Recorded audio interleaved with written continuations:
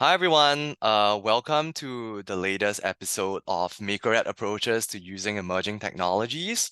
I'm so happy to be with you today. We have two excellent guest speakers, Eric as well as Lewis. Hello. Nice Um, uh, meeting everybody. mhm. Eric and Lewis, want to introduce yourselves really quick to our viewers. Lewis, why don't we start with you? Hello, everyone. My name is Luis Gaitan. I'm the Game Design Lab Manager at Northeastern University, and I teach through video games. Hey, everybody. I'm Eric Tao. I'm the co-founder and CEO of a company called learning platform called Megaminds.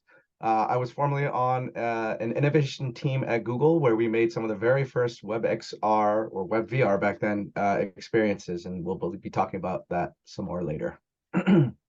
Thanks, Eric. Thanks, Lewis. And some of you might know, my name is Terrence. I'm co-founder and GM of Eddy. Eddy is a platform dedicated to provide resources for teachers looking to bring online makerspaces into the classroom. And with that, let's start. So today is all about extended reality. The session is going to start with, I'm going to first introduce some of the key concepts behind extended reality. Lewis will then come in to share a bit about his experiences implementing some of these extended reality lesson packages in the classroom. And Eric will close off with a sharing about his really awesome XR product, Megaminds. So without any further ado, let's begin. So, right. So before we start, I thought it'd be interesting to, repeat, and some of the viewers might not be familiar with this about what are emerging technologies, right? So emerging technologies refer to technologies that have not been yet widely adopted into the K-12 learning environment in the United States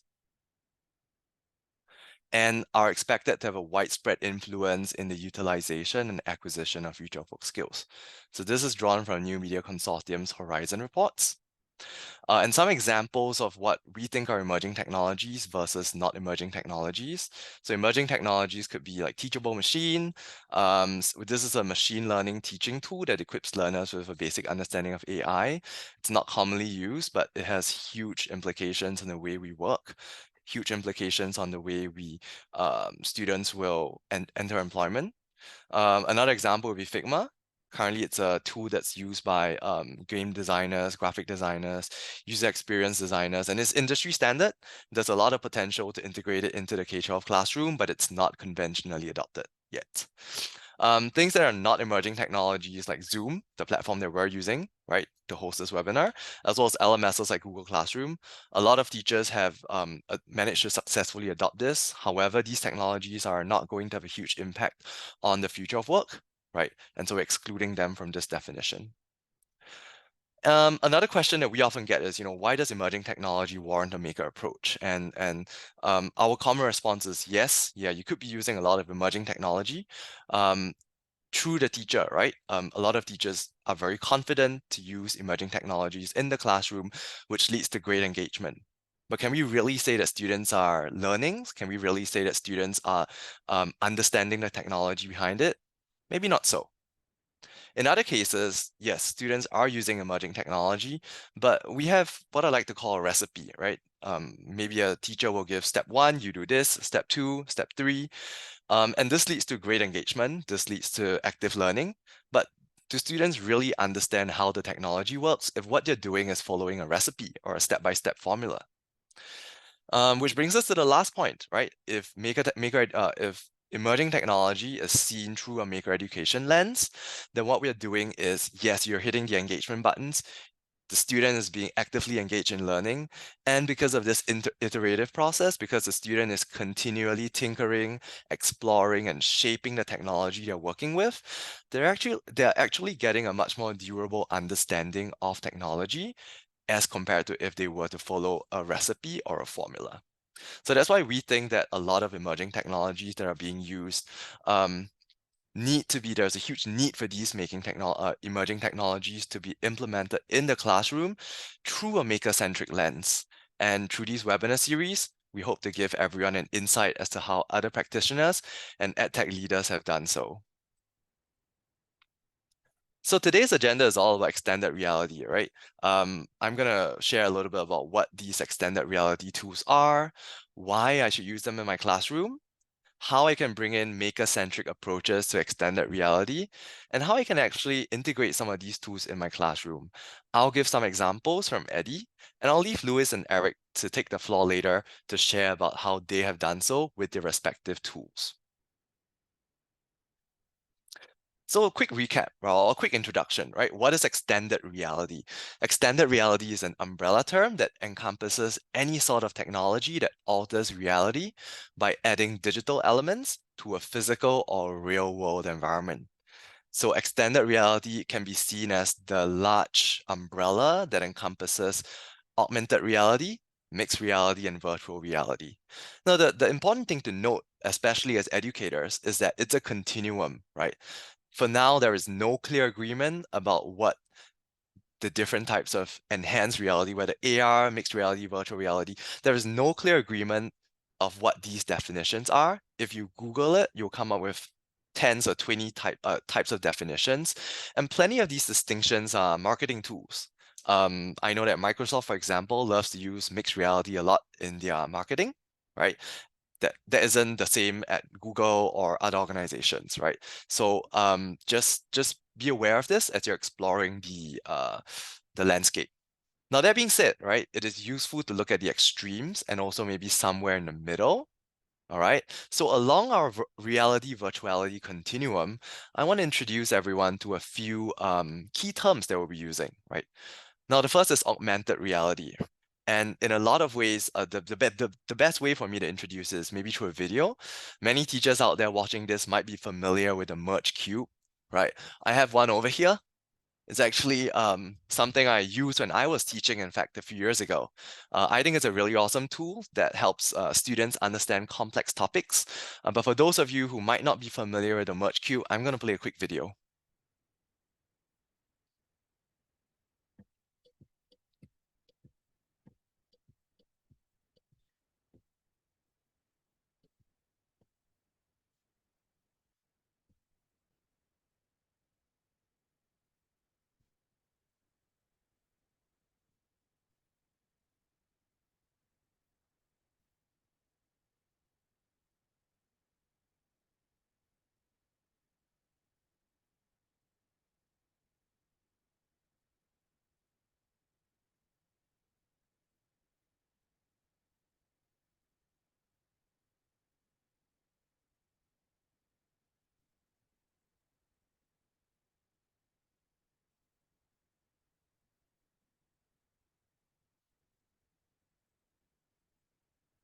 Right, so essentially what's happening with the Merge Cube is I have the cube, I have my phone, and what I see through my phone is going to be an enhanced version of the cube over here.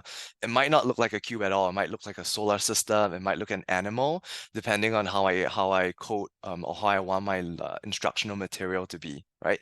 So this is augmented reality where digital content from the virtual world is layered on top of the real environment and provides more information. Another example of augmented reality, which everyone might be familiar with, is on Google Meet or even on Zoom, right? You can have these filters which make you look like a dog or a pirate or anything, right? So that's also an augmented reality because you're layering a filter in this case, whether it's dog ears or a little nose, you're layering that digital content on top of a real environment. So that's AR in a sense. Mixed reality. Mixed reality is a application where you see the virtual and the real environment kind of mixing and interacting with each other. And this is because it's in the middle of the continuum. There isn't a firm kind of definition of what it is and what it isn't, but I like to illustrate what we think it is with a short video. This video is by Empowered Brain. It's a mixed reality tool that helps students with autism or students with ASD better understand social cues and emotional cues. So let's have a look at how Empowered Brain actually features mixed reality as part of its offerings.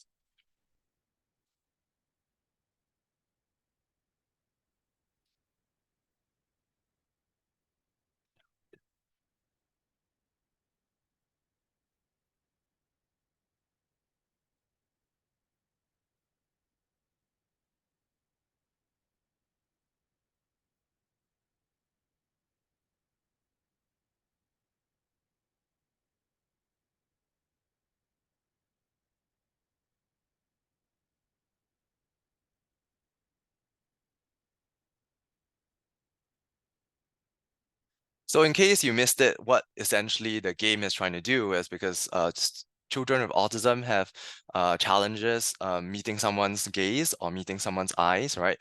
They often look away when people are talking to them.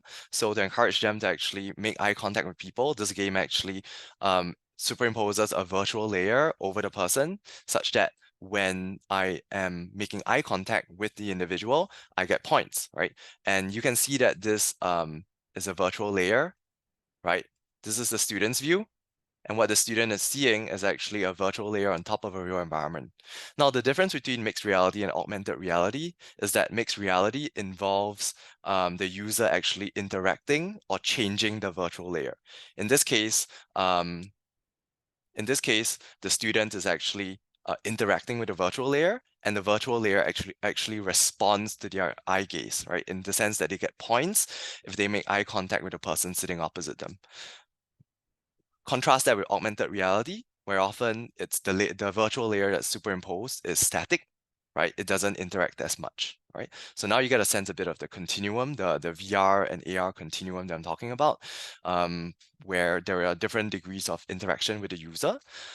Mixed reality does not have a huge application to education yet, and it requires a headset. Like this activity obviously requires a headset, whether it's a Google Glass headset or some form of device that actually helps to superimpose a virtual layer on top of what they're seeing and change dynamically in response to whatever they are seeing, right? So that's mixed reality in the middle. Last but not least, virtual reality. So this is the one that many people are quite familiar with.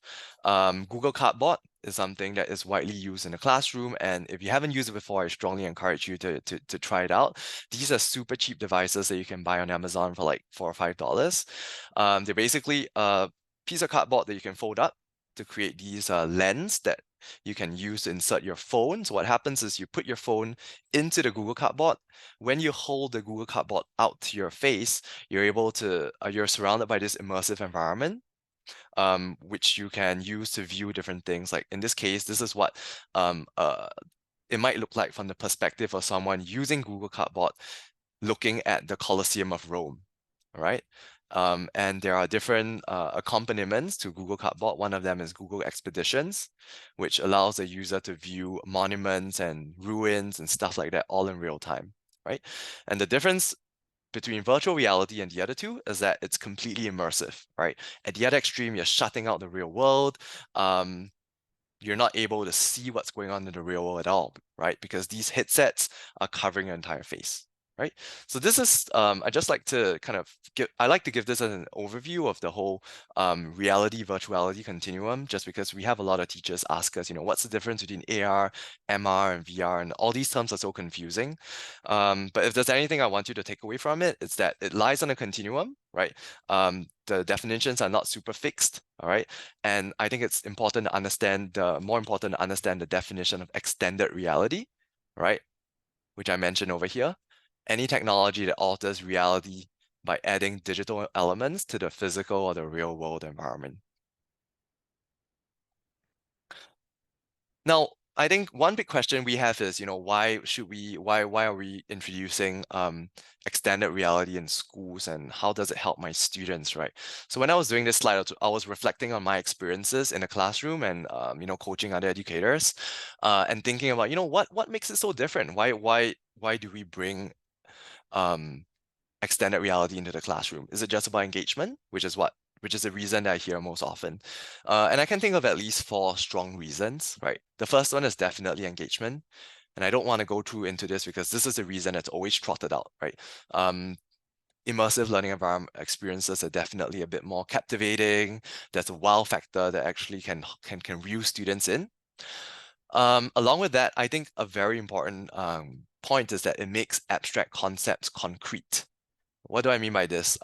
This image that you see up here is from an app that's called, I think it's called 4D Elements. And what 4D Elements does is you can print out, they come with these cubes that you can actually fold together out of paper, and you can tag each cube with a certain element. And by bringing the different cubes with each close to each other, you can showcase the students how different elements interact, how to construct different molecules, how do different molecules interact with each other. So in that way, a very abstract chemistry concept, right, is made concrete because students can hold and manipulate molecules and atoms and elements in a way that are impossible to do in real life, right? And all of this leads to better retention and understanding, right? And I think this is pretty much borne out by quite a few strong research articles. I have indicated one over here if you want to take a look and read it later on, but there's been pretty strong research to demonstrate that for certain abstract concepts, extended reality actually helps to make it a bit more tangible. Thirdly, extended reality leads to a more safe learning environment. And well, in a lot of cases as teachers, you want to bring students into the real world, right? If I'm teaching a lesson on the Second World War, I want to bring them to Germany, maybe, right? Where Hitler gave his speeches, right? Or I want to bring them to Nuremberg, where the Nuremberg trials were. It's obviously really challenging to bring them all the way to Germany, all the way from the US or from Singapore where I was teaching. But extended reality allows them to be immersed in these historical kind of situations or these historical scenarios in a way that's safe and in a way that's cost effective. Right. For history especially, it's impossible to bring them literally back into history, but we can immerse them within the environment in as engaging a way as possible, that in a way that's kind of impossible to do in real life. The other example is, well, I know my colleagues were teaching a lesson on nuclear physics, right? And they wanted to bring their students to a nuclear power plant, which is impossible, right? So instead of that, they went on Discovery. I think Discovery has a really good 360 kind of immersive experience on touring a nuclear power plant. And in that way, they may help to make that connection between, what's the real world application of nuclear physics. Last but not least, extended reality is becoming more prevalent in different industries, whether it's healthcare, manufacturing, Industry 4.0. And so exposure to these tools in education can actually provide a very strong foundation for them to use similar tools when they grow up and as they articulate into different careers. Okay. So many extended reality tools rely on the teacher or a company to create content. Students remain as consumers of content. So my question to everyone is, can we flip this, right? Can we try to minimize our reliance on companies and on educators to create content and instead encourage students to create extended reality content by themselves? And our experience has demonstrated some really, I think, really exciting opportunities in this field for students to create engaging extended reality content that they can share with their peers, and at the same time, meet the standards and meet the subject-specific topics that the teachers are looking for. So let me give a couple of examples. Okay. Well, before I give a couple of examples, I wanted to share a little bit about what our current thinking about maker-centric extended reality experiences and tools, right? I think a lot of times we see XR tools as, consumption-oriented or creation-oriented. For consumption-oriented, these refer to tools that primarily rely on the teacher or a company to create content, right? The upside to this is, of course, we know the content is going to be of a certain threshold, a certain standard. But the downside is that the students are just consuming it, right? They have minimal scope to give feedback. They have minimal content creation opportunities. On the other hand, we have creation-oriented extended reality, right? Which puts students in the driver's seat and which puts students in the driver's seat and gives them complete control over the content that they're creating. And with proper oversight, this can also ensure that they're learning the relevant subject-specific content and they're meeting the standards that are set out for them.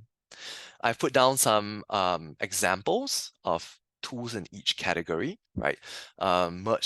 The Merge Cube, as well as Labster. These are great tools out there. I know folks who use them, but at the same time, they're very consumption-oriented. Not a lot of space for students to create. On the other hand, we have creation-oriented extended reality, and these are tools where the student is placed at the center of the creation. The students are placed at the center of creation, of creating content, right?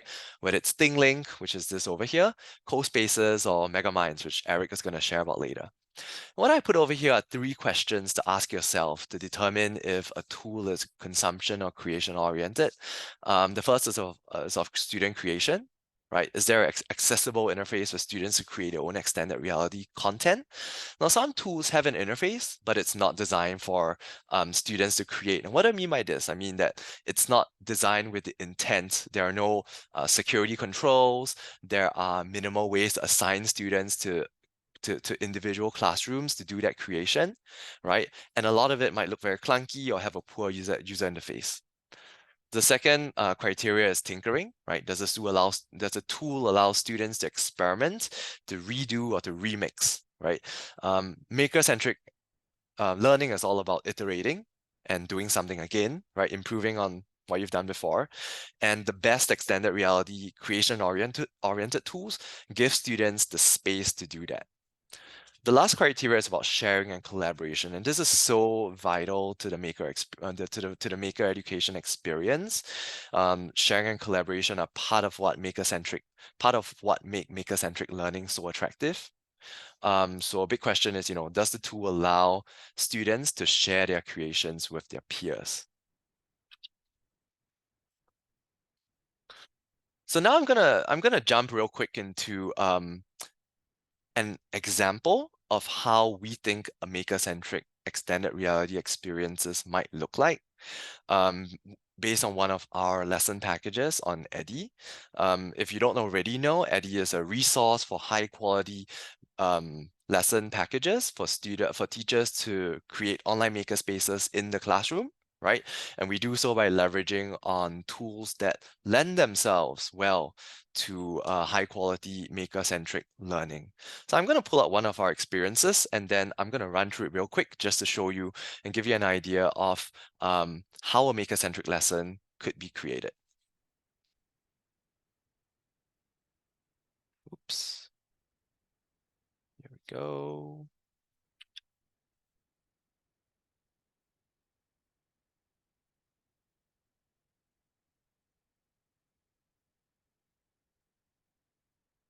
It's here.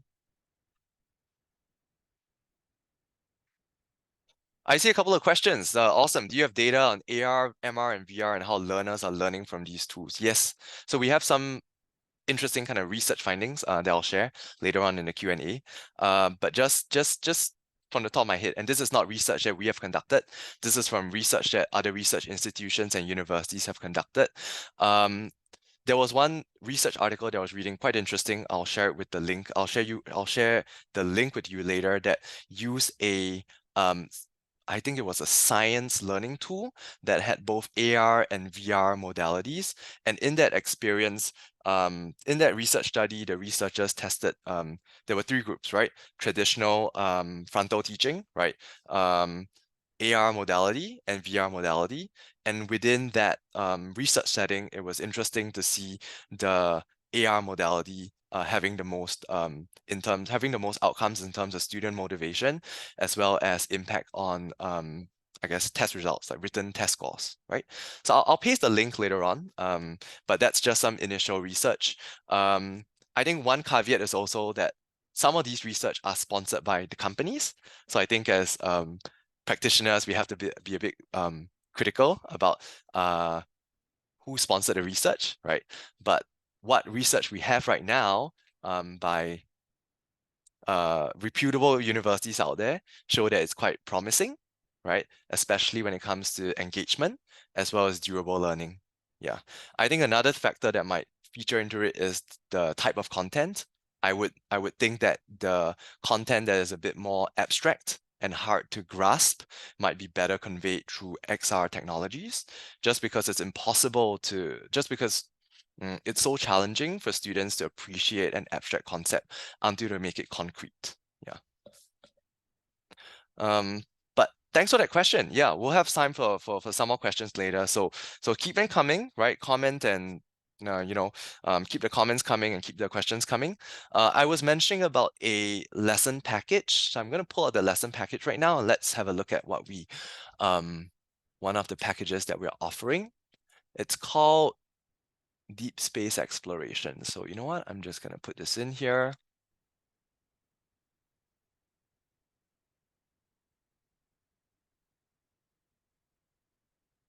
I'm going to click on this one.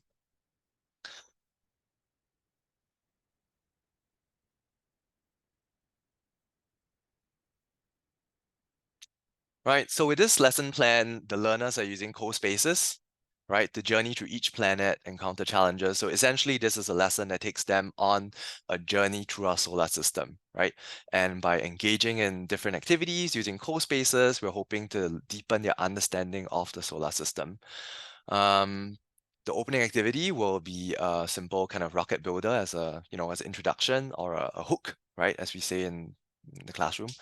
I want to focus on the main activity, right, where the learners are going to be using a virtual reality platform called CoSpaces to explore the solar system and different planets. So they're navigating through the planets, and in the process, they are actually learning more information about each planet and answering questions that solve a problem, right, that is an overarching problem throughout the lesson, essentially. Okay.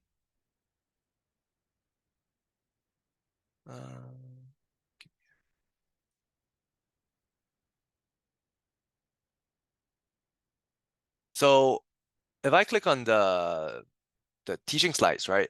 I want to bring us through the teaching slides real quick, right? The students, what will happen in the main activity is essentially getting the students to go through a kind of scenario on CoSpaces, right? And this is a scene that my team had put together.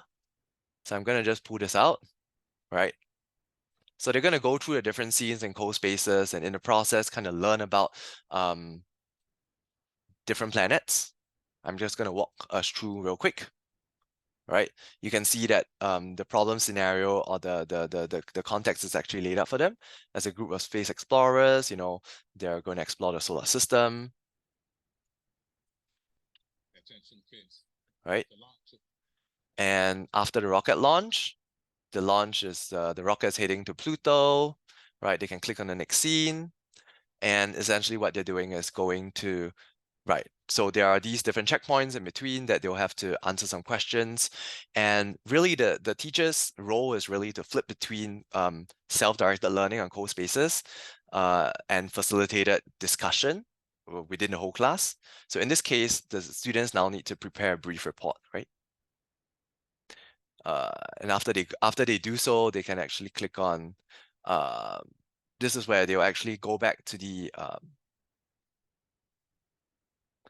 deck, and the teacher will actually go through with them how to navigate the different scenarios on CoSpaces.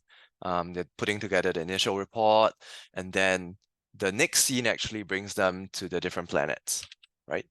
So again, I'm going to put this up, and you can imagine yourself and put yourself in the student's shoes, how they're exploring the different scenarios on CoSpaces, right? On the journey towards Neptune, the final planet in the solar system, right? They can actually interact, walk around, right? And for older students, they can even take a stab at creating these spaces with CoSpaces creation tools, right? So, right, these are just some things they do. After they do so, they can go to different planets like Uranus, right? So they can navigate through different planets, and at the same time kind of learn about each planet and understand different aspects of the different planets, right? Now, so this is just one example of what we have. And then as consolidation of their learning, there is a final scene called Problems at the Space Station, where the students actually need to answer a series of questions in order to stop the space station from like catching fire or blowing up, or from emergency from happening, right? So it's a scenario.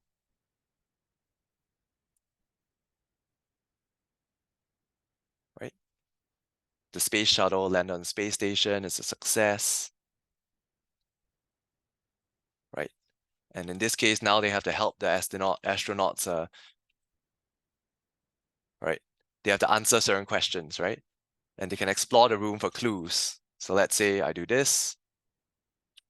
And now I move into the next room.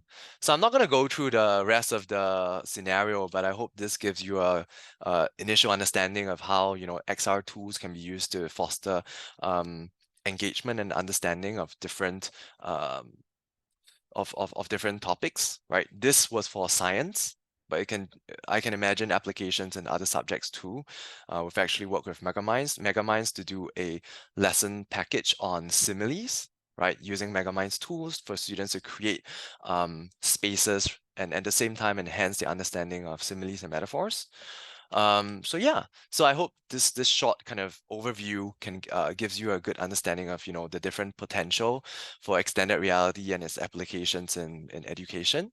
I'm going to hand over the next section to Lewis, who is going to be sharing about his experiences using extended reality tools in the classroom.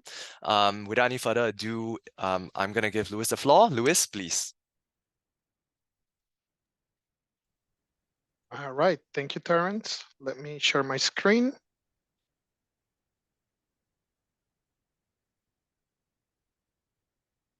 Oops. Okay, hello everybody. My name is Luis Gaitan, and I am the current Game Design Lab Manager at Northeastern University. I'm also the president of Render Logic, which is a VR production studio. And someone that was asking the question about data, we do VR training simulations. And in the last 3 years of us creating VR content for training, we've discovered that we have a 30% increase in retention rates of information and engagement compared to traditional methods. I'm also a fellow at the Migration Initiative of Harvard, and I'm currently pursuing my Master's of Education in Learning Design Innovation Technology in the Harvard Graduate School of Education. My background is I have 8 years as a K-12 tech and design teacher, and I've been extremely fortunate that during my teaching experience, I've been able to create maker spaces and also implement frameworks and curricula from kinder through 12th grade to implement technology into their courses. And then I've spent 12 years as a game designer. And so my game design background definitely influences how I teach. This is a picture of me. I wanted to start with a fun picture. It's me teaching Scratch during Mario Day, which is March 10th. And I dress up as Mario for my students in the previous makerspaces before I joined Northeastern. And I taught them how to create a platformer Mario game through Scratch. And so one of the ways I teach is I teach through video games. And I kind of want to begin by telling you guys a story of how I landed into this field of games and learning. And I'm originally from El Salvador, and I moved to the United States when I was 13, and I didn't know any of English. And at the time, I was playing Pokemon. And, I was going to school. It was hard to adapt to the United States system. But then Pokemon kind of it started teaching me a lot of things. I started learning different English words through Pokemon. And also I realized that the story of Pokemon was very similar to my story. She's a new kid that moves to a new town, meet a professor, and then you go on an adventure catching Pokemons. And so this kind of planted the seed in my idea. This planted this idea in my mind of, is there an educational value of video games? And I decided to kind of start focusing on whether we could use video games for education. And so in the case of Pokemon back in the day, for me, I could see these keywords like thunder, and I would see the little animation and start making connections. And that's how I started increasing my English vocabulary. And then I also played a lot of racing games. And I realized that through these racing games, I was spending a lot of time customizing my truck, picking the rims, picking the paint color, what type of engine. And I started making relationships between these elements in the virtual world to the real world. And I realized, wow, I'm actually learning engineering and skills related to the automotive field through playing a video game. And so I decided to kind of focus my style of teaching through video games. And so there's two core components that I use when I'm using video games in the classroom. One is that learning happens through play. So play equals learning. This is the number one way that children learn, is by playing with others and socializing with others, especially in the younger years. And the second is learning through experience. Video games are able to put us into these experiences, into these simulations, and those experiences kind of shape our understanding and the way we learn with others. And so when I started teaching, I was trying to figure out, okay, how do I use video games in a classroom setting? And that can be rather challenging. And as a game designer, I thought, oh, let me make my own games. But to be honest, that takes a long time, and teachers already are short on time. And so it was quite challenging to do that. And so I started using commercial off the shelf games, and I started kind of combining lessons. And one of the main things that I will hear is that, oh, video games are replacing teacher, or like video games are teaching the students. And I actually challenge that notion, because video games are the tool. The one doing the teaching is actually the teacher. The tool that we're driving teaching is the video games. And so what I started doing is, in my makerspace, I started deciding, how do I use games like Civilization 5 to teach architecture and to teach city design. And I will spend one classroom from my 6-week unit. I will stay 1 week in the game. We will all play the game, and it will be a very exciting adventure for the students. And then we will go into applying these skills that the game teaches into the makerspace. And you can see some examples on the right side of this slide of what my students created after going through this unit.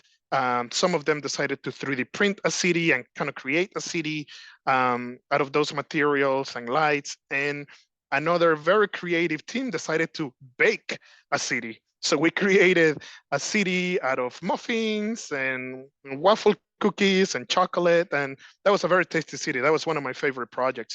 But to me, it really showcased how students were able to take skills from these virtual worlds, from these simulations, and connect them to the real world learning and the real world experiences.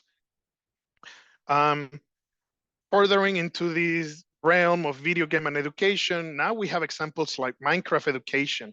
And I feel like Minecraft has kind of become that game that every child knows about at this point.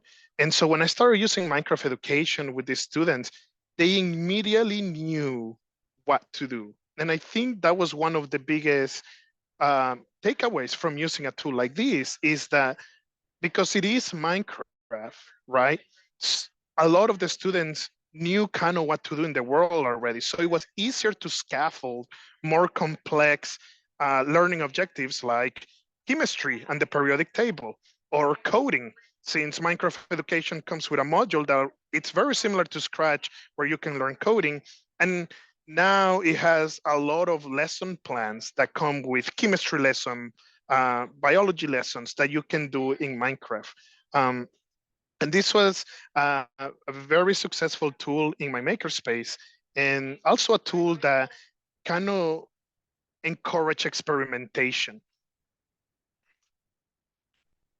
So now I'm going to be talking about a tool that I used in my last year of teaching. I used this lesson with middle school students and high school students, and it was Mario Kart Live Home Circuit.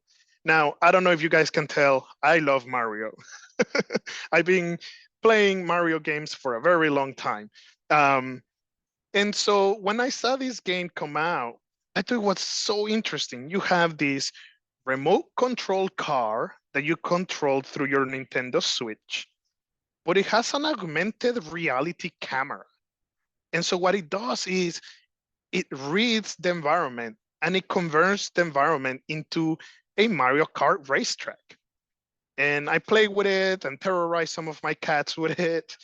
But then I had an eureka moment, and I realized, wow, I can use this game, this tool, to teach concepts of physics, like velocity, friction, and speed.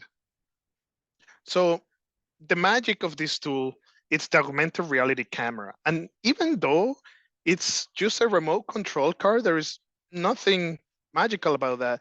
The true magic is this camera. It's a very powerful camera.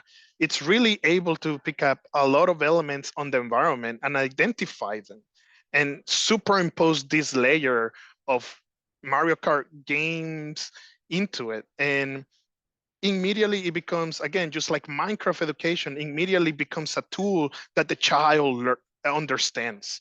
You know, they're familiar with it. And even those that may have never played Mario Kart, they intuitively get it. And I think that's one of the biggest things that we can learn from these tools. You know, with students, you wanna meet them where they are. And as times have changed, you know, a lot of them are more familiar with Minecraft and Mario and this type of virtual reality games or augmented reality games. And so to be able to take concepts like speed and velocity and use them in a context they already know or they're already familiar with makes learning even more powerful. So I started experimenting with the Mario Kart Live lesson, and I use cones and cups that I had around my house, and I laid them out, and I started playing with Mario Kart. And this is when the second eureka moment happened with this lesson, because I realized, wow, hold on, it's not just a game where we drive a car. There is also a maker aspect of this. We're making a racetrack. And so the lesson was surrounded why are racetracks designed the way they are? Right? Why do we make racetracks in this type of shapes and form? And students were very excited about this idea. And so I scaffold these and I was able to show students different designs of racetracks. They created their own. But then it was time to kind of figure out, okay, how do we scaffold these to hit the learning goals, which is to teach about speed, velocity, friction, and so on. And so as we were playing around, I realized that we were able to use this space to kind of measure around and figure out the speed. And you can change the speed of this car as you're playing with it. And so you can see on this slide what it looks like from the player's point of view, from the person observing the car. And these are rather safe toys. So it was really easy to bring them into the classroom without any concern of safety beyond clearing the space. So to drive the learning goals now, it was a matter of measuring, right? And so I actually partnered up with the science teacher and made sure that I was using the same type of formulas and the same type of concepts that they were also using in the class. And it was an interesting conversation because they were trying to do paper airplanes and measure distance and teach this concept this way. And one of the comments he told me after we did it with the Mario Kart, the Mario Kart Live remote control cars, he said that they aced every single benchmark when it came to this aspect, you know, and so it was really good at making these abstract concepts very relatable to the students. And so we set up a control measuring, right? It was a 1 meter distance between the first cardboard to the second cardboard. And we started measuring the different velocities, and we used the formula shown on the screen to kind of figure out the distance, the velocity, the time, and went back and forth. So at this point, we've gone through all the layers, right? We've created the racetrack with items we found around us. Then we scaffold the learning objectives, right? We talked about the formula. We measure the formula. We actually went through the experience of using this formula in our control environment. Now it's time to combine everything. So here's a picture. And you know, as a teacher, I'm limited on what I'm able to show, but I was given permission to use this picture, which I appreciate. So in this picture, you can actually see my students building the racetrack. So I had actually foam, just foam cases that were left over from Chromebooks that we had laying around. And so we used that to make the racetrack. And you can see I used cardboard. I gave them cardboard to give them the challenge of making a bridge. And so this is what they created. They created this racetrack. This was done in a 45-minute period going through this whole lesson. And to be able to get them excited about these concepts and to apply them in a maker sense where you're creating a racetrack, applying these abstract concepts in physics, measuring them, and then having them have some fun with their own creation was truly spectacular. And well, that's a little bit about this lesson using augmented reality. Please feel free to reach out to me with any education and technology questions. It's what I love, is what I do every day. So you have some of my contact information there. And yeah, looking forward to getting in contact with you guys. Thank you. Thanks, Luis. Yeah, obviously I know a little bit. I mean, Luis had shared previously a little bit about what he does, but this is the first time I'm actually seeing the presentation in its entirety, and I must say I'm blown away by the level of ingenuity, both from you, Luis, as well as from your students. I think the durable kind of learning that we talked about earlier is definitely evident in how your students have actually managed to internalize and internalize the learning, right, from science. So now we'll have Eric to share a bit about his company, his product, and how students have been using it in their classroom. Eric, please, time over to you. Both names begin with an E. Thanks, Luis. That was an amazing presentation. And I will jump into mine here. First off, I'm just going to apologize to everybody ahead of time. I have bronchitis right now, so if I bust into a coughing fit mid-presentation, that's why. Okay. Hello, everybody. My name is Eric Tao. I'm the co-founder and CEO of a company called Megaminds. And what I'd love to walk you guys through today or explore with you guys is the world of digital makerspaces. We're going to examine some of the practical advantages of them and the benefits to teachers and to students in schools. So the aim of this is to give you a demonstration of how, excuse me, 3D online platforms can create new opportunities for makers through enhanced accessibility, collaboration, robust creation tools, scalability, and cost effectiveness.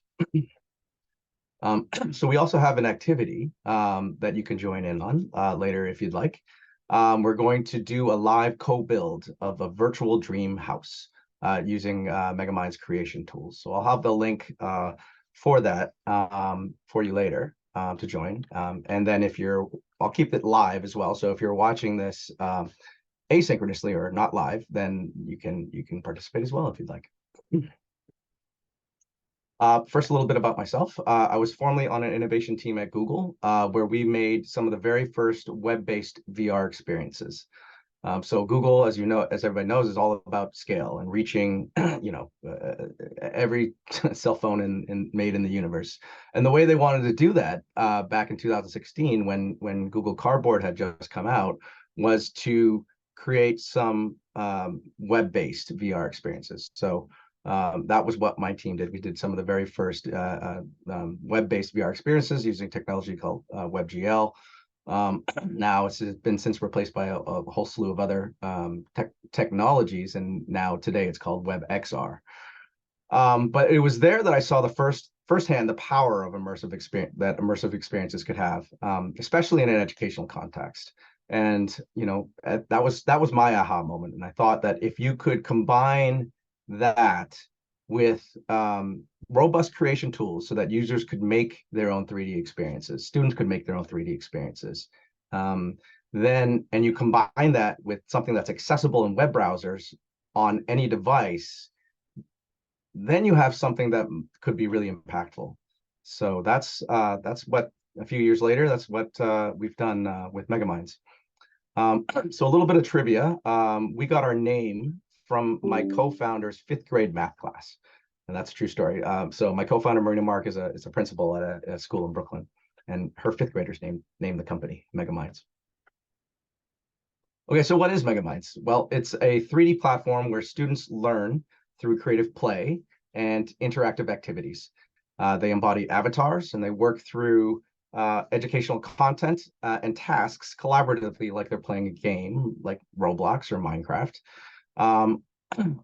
Our big differentiator from those two platforms is the fact that we're browser-based, accessible on any device, no downloads, and really it's our creation tools. We've designed a set of creation tools that are meant to be as simple as possible so that non-technical people like teachers or even kids can design their own 3D spaces. So in a way, sometimes I like to make the comparison that, you know, we're doing for virtual 3D spaces, the immersive web, what Canva did for graphic design, is we're simplifying the process so that anybody can create. Our goal is to enhance student engagement and learning outcomes by combining educational content with virtual world gaming. So Megamind supports all classroom models for in-person, hybrid, and remote learning, can be used for synchronous and asynchronous instruction. It's a powerful tool that allows students to explore their interests and collaborate with their peers and foster a sense of ownership in their work while allowing teachers to personalize and differentiate their instruction. So let's talk a little bit about digital makerspaces and what the opportunity here is for both teachers and students. So obviously, enhanced accessibility is one. You know, digital makerspaces can be accessible from any device with an internet connection anywhere. Chromebooks, iPads, even phones, making it easy for students to work together from different locations and to access the same resources and tools. And they're open 24/7, unlike in-person Maker Lab. So students can explore and innovate and work on projects whenever inspiration strikes. Collaboration, big one. Unlike Zoom, avatar-based 3D platforms enable real collaboration. Students are able to experience everything through the eyes of their avatar and can even work together in real time, making changes. They can see the changes happen and experience instant feedback. It's an engaging experience for them. And frankly, being embodied as an avatar in a 3D world is natural for this generation, as Lewis mentioned. You know, some stats that I can spit out: 9 out of 10 kids under the age of 18 play virtual world games like Roblox or Minecraft, and the daily active users of this group play for over 2.5 hours a day. Multiplayer video games are almost how they experience life sometimes outside the classroom. In these environments, they have the opportunity to work with their peers who might possess different or complementary skill sets or viewpoints. They learn to communicate and relate with each other and to work together.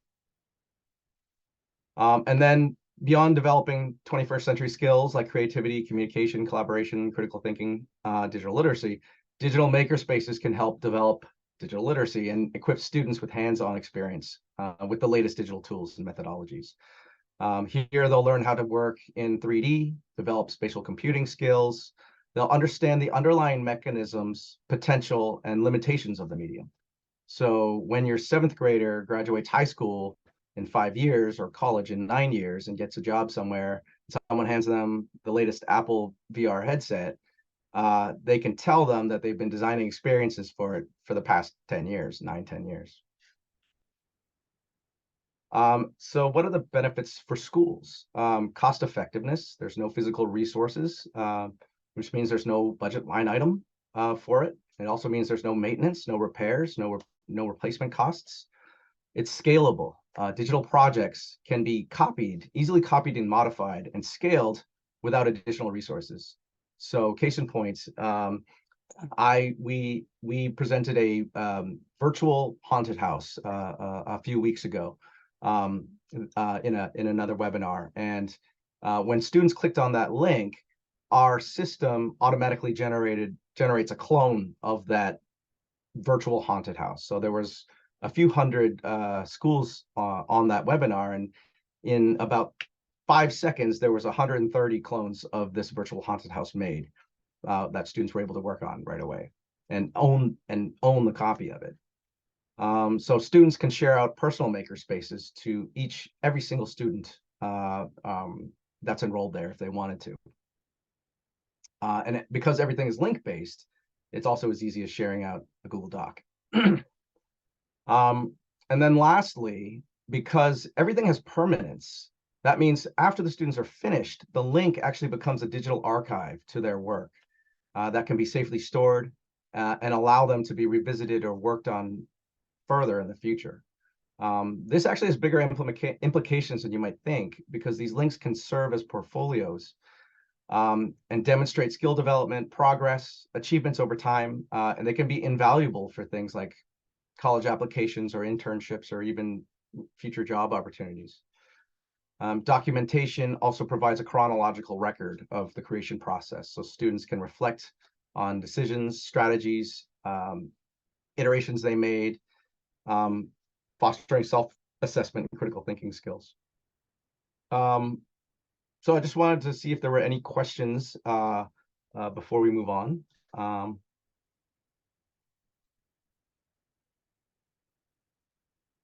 Hey, Zarka, good to see you again too. Okay, so this is the URL for a world that I've prepared. I'll drop it into the chat here as well in case anybody wants to join us. But feel free to oh, let me bring it back up. Feel free to join us or join in. It's a multiplayer experience, so we can fit up to 30 people, I think, even more in the space. And we're gonna, if you don't want to join, I'm happy to be your hands and in designing a dream house for you. This experience is part of our Makerspace bundle that we will have coming to the platform shortly.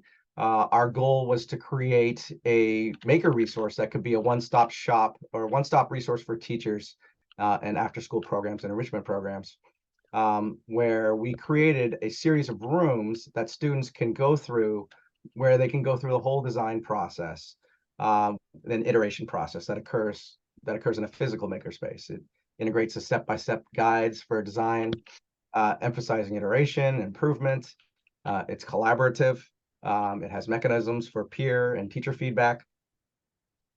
And when all is said and done, the world itself becomes the showcase for what the students have created and where they can present their work or reflect on finished projects. All right, Leo, hey, how's it going? Okay, so why don't we start with a living room? So here we have a really sad chair and a sad an old TV from the 80s. I think we can do something better here. Anybody have any suggestions on what we might want to put in here and get rid of that guy? I guess we should start with a sofa. Terrence, maybe if you can watch the chat and see if anything comes in. Okay, what color? Let's put this out there. What color sofa? Which sofa should I add? Blue, red, or white? Or antique? Let's do a blue one. And I put the link to this room in the chat on our webinar. So feel free to come in, join us. Yeah, let's do that. All right, I'm gonna angle this towards the wall here, so because that's where we're gonna put our modern TV too. Okay, there we go. All right, that's a beautiful sofa. That's a beautiful color. I actually wouldn't mind that in my house. Let's get rid of this TV. And oh, there's a YouTube video behind it. Interesting. Let's put a large screen TV. One of those huge like Samsung 80-inch ones. All right, cool. Well, I can make it any size. So Oh, look at that. 2018 flat screen, sure. Why not? Maybe it's a little dated. Maybe the bezels are a little big. Let's straighten that up. Excuse me. Let's scale it up. Oh, it's got the feet on there, unfortunately. You can take, whoops. disappeared on me. Oh, where did the TV go? I put it through the wall, so I could find it. Oh, somebody else is building. That's great. All right. This is the collaboration of this is the collaborative part of the collaborative build. Let me go outside and find the TV. Leo, I like that. I'm gonna rotate it around though, so Oh, there we go. oh, there you go. Yeah, I'm gonna give this a little rotation so the back of it is facing. Let's straighten it out. Oh, let me rotate it a little bit more. That's what I wanted. Perfect. All right. Terrence, did you find the TV? Is it in the No, port? it's outside, but I don't know how to bring it out. Do I click on it? You know what? An outdoor TV actually is Yeah, I know. It's perfect for cool. summer. Yeah, you just flip this. There we go. Oh, there we go. Yeah, now I can move it around. Yeah. Oh, you got to hit the pen button, so that Yeah, the green button. into edit mode. Oh, look at that. You know what I would love out here? I'm gonna put a hot tub out here. I think that would be amazing. Hot tub is good. All right, there we go. Louis, what do you think? What do you want to see?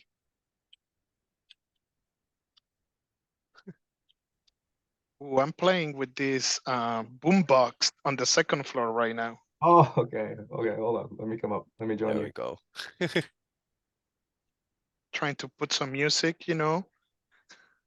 Oh, sweet. Oh, yeah. All right, let's play this. So for those of you who are in Boston, the house prices are getting pretty out of hand. So if you, like Yeah. me, are getting priced out of the real estate economy, like this is a good substitute that I'll have to do it for now.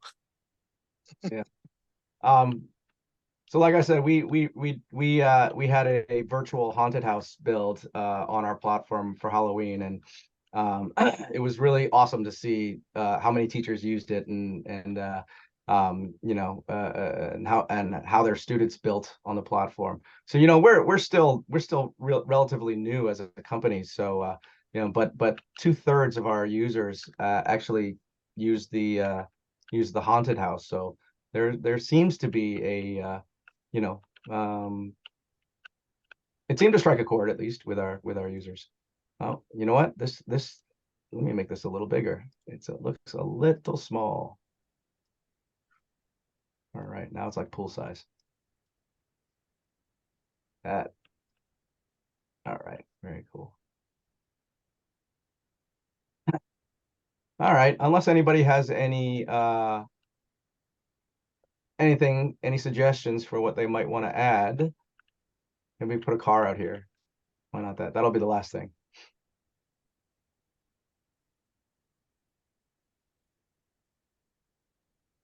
All right. Oh, nice. I'm loving the hot tub. Which one should we go? We should do. Oh, Cybertruck. There we go. Let's do that. Great. Yeah, there we go. Oh, that's too small. That's better.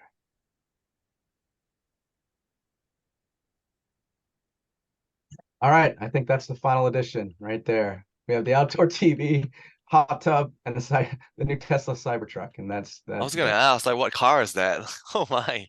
that's yeah, that's the new Tesla pickup truck. Kind of intimidating. Oh, you can even like see inside, huh? Oh yeah, it depends on how built out the model is. Mhm. We have human heart models in our library that are detailed on the inside, so you can actually walk inside them and all the different ventricles and see, you know, that's in getting back to education. That's what's really unique about 3D models and working in 3D is you can do things that you can't even do in real life.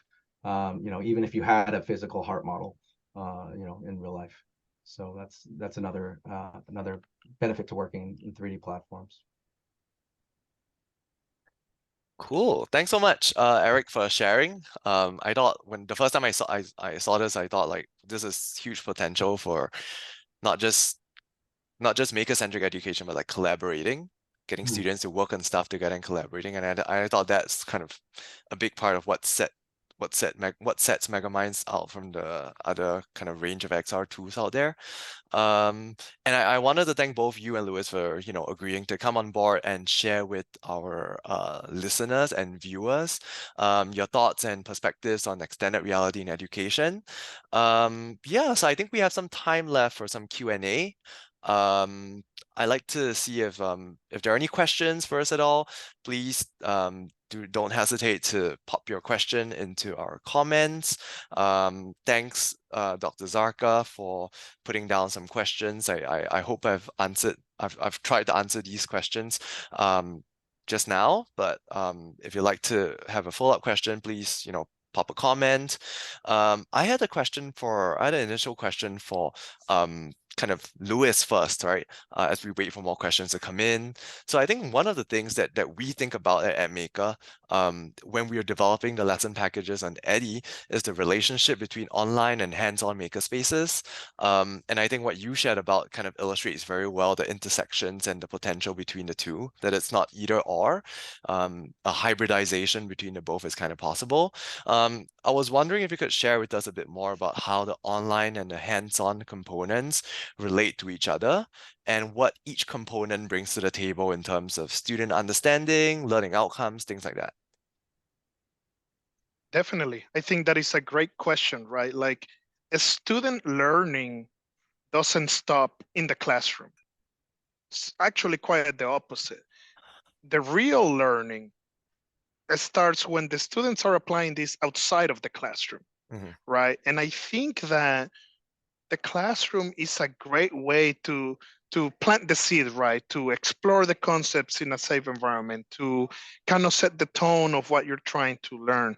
But being able to have an online component really gives the flexibility for the student to, in their own time, at their own pace, to explore these concepts and kind of drive the learning at home or while they're on the bus or on whatever device they're using. And actually, I think this was my first time playing around with Megaminds.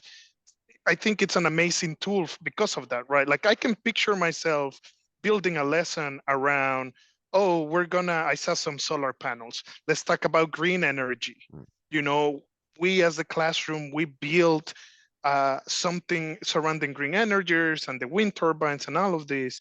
Oh, well, guess what? Your homework for tonight is to go back to that world and write a prompt about this, a paragraph or something related to that. And so now learning doesn't have to stop when the period ends.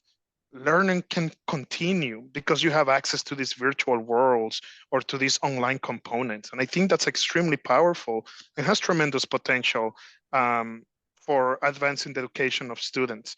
I think the classroom, it's great for setting that energy and setting that curiosity, while the online components, it makes it more personal. It personalizes education and caters it to the student and how and when they want to access that information. Got it. Yeah, I love the idea about kind of online spaces being places where you're not bound by the constraints of time or synchronicity, like synchronicity.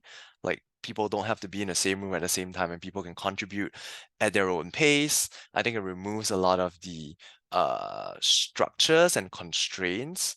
But at the same time, I think what you said about recognizing that the hands-on components and being physically together is also important.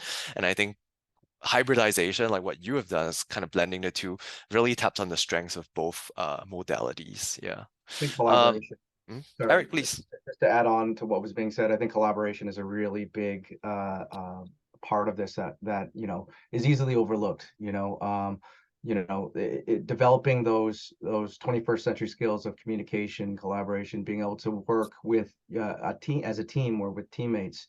I've heard an anecdotal story through one of our users she told me about how her students developed better in-person relationships as a result of working together on our platform after school. So they learned, they felt safer, I guess, to interact with each other or to open up to each other on our in our one of our experiences, and as a result took that into the, you know, the classroom, and had that, you know, she said it was the best, culturally the best class she's ever had last year using our platform. And that's like a social emotional aspect of this that I think is really fascinating, that I would actually love to do a bit more study on.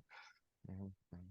Yeah, I think that's like I mentioned just now, the collaboration piece means that you're gonna have tools that are not purpose built. They're gonna be used, right? But I think it's vital for tools that actually do bear this in mind and want to become creation-centric XR tools for them to be built with collaboration in mind. I think a lot of tools like kind of see collaboration as something that happens incidentally on the way.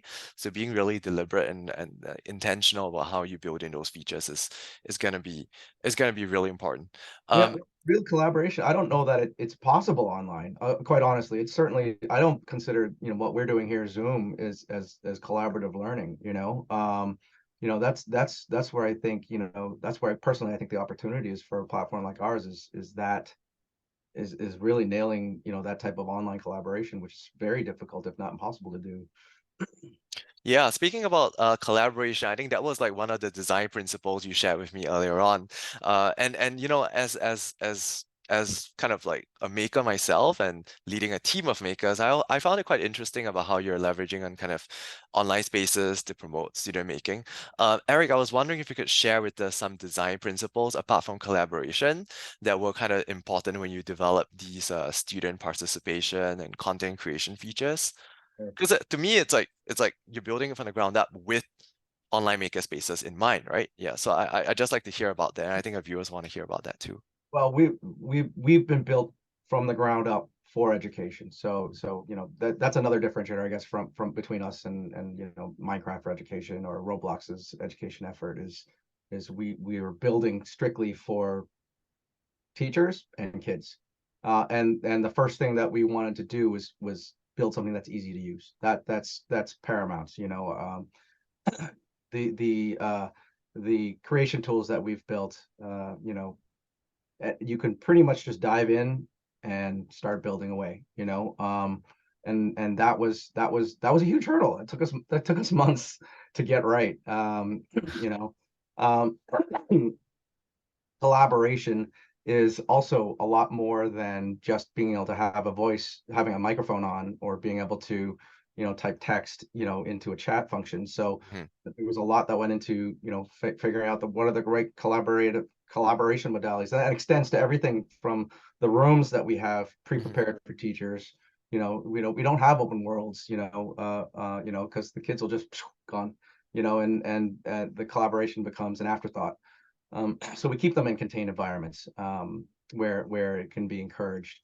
You know, accessibility is a big one for us. You know, being able to be, of course, there's levels of experience. You know, when you're on a mobile device, it's more of a consumption mode than a creation mode, but you can still be, you know, on your phone without Wi-Fi and be in that, you know, and world, at least talking to your classmates, if you can't be on a laptop or you can't be in person with them. So accessibility is a big one, huge one for us. Being able to optimize our experiences so that they are 5 megabytes. I think that mhm, world that we were in is literally before you start putting content in, there's 5 megabytes. So that's accessible. That makes it accessible, you know, on a phone without Wi-Fi. So that was key to us, and that we still actually have a ways to go there, but that's key for us. And that accessibility also leads to scalability, and that being able to create a system where you can clone. So basically, the way it would work, if a teacher was using this, they would take that link to the room, they could set it to assignment mode or creative mode, post that link into Google Classroom or whatever LMS they're using, and then every time a student clicks on it, it will spawn their own version of what the teacher wants them to work on. So that type of, like, if a million students clicked on one link at the same time, the system would spawn a million rooms, unique instances of these rooms. So that's another big aspect to us that I think we're still kind of figuring out the ideal use cases for, but that designing for scalability in mind. Got it. Yeah, which is so important. This is the first time I'm hearing is that the initial space is only 5 megabytes. That's That's that one. We have ones that are even smaller. We have ones that are like 2 megabytes. got it. Yeah. That's impressive. That made my CTO. He's a he's a freak about about getting things optimized. Thanks for sharing with our viewers a little bit about a peek behind how these tools are created, because I think a lot of I've spoken to teachers who quite rightfully so are saying, well, can this feature be introduced? Can that feature be introduced? And I think it's interesting to some of our viewers to see some of the technical constraints and trade-offs that you got to make, right? While being I guess appreciative of the need to continually like improve and reinvent. I don't think there are any other questions. I had one question for the both of you, and I'd like you to share your thoughts about it, which is about collaboration, but in a different sense. I think a lot of what we are trying to do in terms of encouraging maker-centric XR approaches involves different stakeholders, right? We've got educators, we've got policymakers, we've got students, teachers, and it's really hard to align between all of these stakeholders. I spent 2 years working at the Ministry of Education in Singapore, where we spent like years on a particular policy just because we couldn't get people to align. I was wondering about your thoughts on how developers and educators can work together with other stakeholders to better develop experiences like this. Like, what do you think is the secret sauce, or what do you think is most important in helping to align the needs of different, I guess, stakeholder groups, right? Yeah. What could a collaboration potentially look like? That I think that's still, that question is still yet to be answered. I think there are massive companies that like Roblox that are trying to figure that out. That they have $100 million fund that they've created for education. And they're, as far as I know, they're not having much luck with it. When you're talking about skill sets, you're talking about two completely different skill sets. So a developer is not going to know how to teach, and a teacher is not going to know how to create a Roblox Build a product. Yeah. So I was at a conference where the head of education of Roblox said pretty much essentially that this is Roblox's roadblock, is bridging those two worlds. So really that insight kind of is what is also what spurred our desire, our drive to create as simple creation tools as possible, because ideally, in our view, you leave the creation to the students or the teachers, and if you can get them, we're not going to be able to achieve the interactivity of Roblox. You're not going to be able to pick up a paintball or whatever and start pewing your friends, but we're going to be able to get to a certain level that I think is going to be effective, for education purposes. I think this is always the difficult question. I've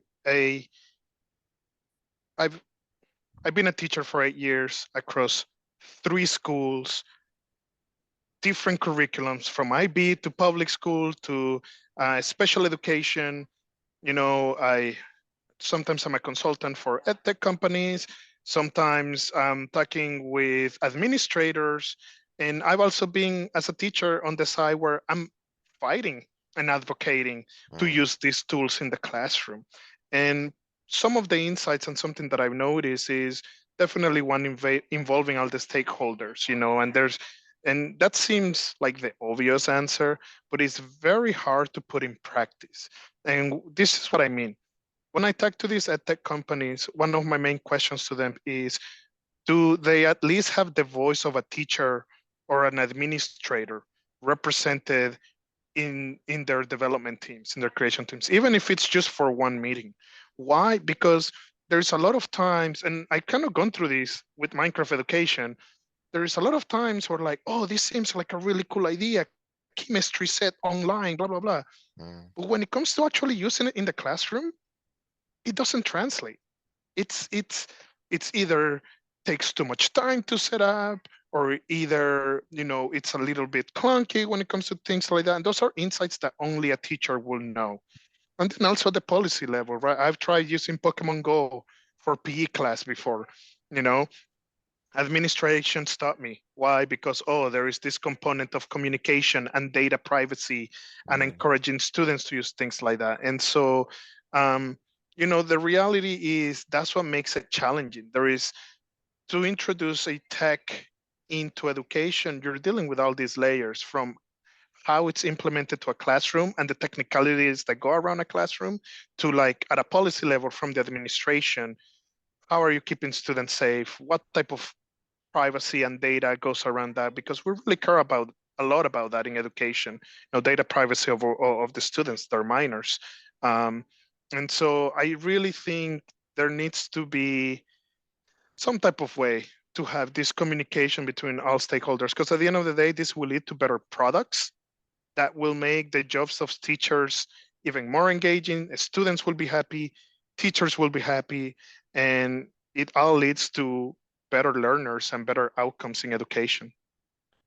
Yeah, that's a great way to put it. And I think one way that we've attempted to do so at Eddie is for the lesson resources that we have to be free, but we engage schools to kind of work with us on professional development.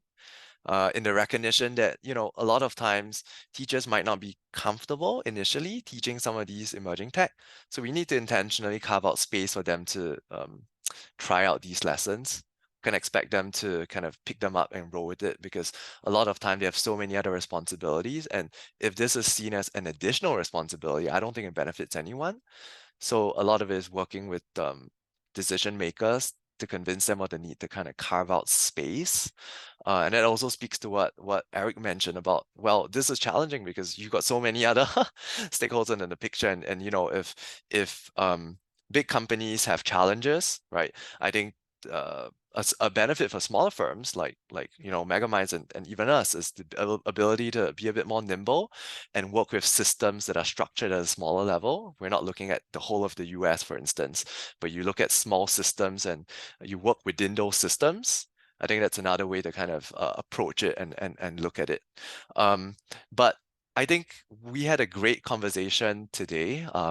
Thank you so much for your sharing. I learned so much from each of you, Louis and Eric. And I trust that folks watching this video will also have learned quite a bit. Thanks to all those who came in, Zarka, and I believe there's a couple of others who commented that they would like a recording. So this is going to be made available on the event page even after the conclusion. Even after the conclusion of this, even after we stop, you'll be able to access the video anytime, so you can go back, take a look at it. And I think Eric and Louis have provided their contact details, but I am going to put their contact details down as a comment too. If anyone wants to reach out, talk to them, let's carry this conversation past this 1.5 hours that we have, because I think we've barely scratched the surface. Yeah, if there's nothing else, I think we can wrap up. Thank you so much for coming and joining us. And thank you so much for all of you who've turned up, whether you're listening to this video live, recorded. I hope that this has brought some insights to your day. And thank you so much for stopping by. And we'll see you at our next session of Maker Approaches to Using Emerging Technologies. Thank you. Thanks, everybody. Thank Thank you. you.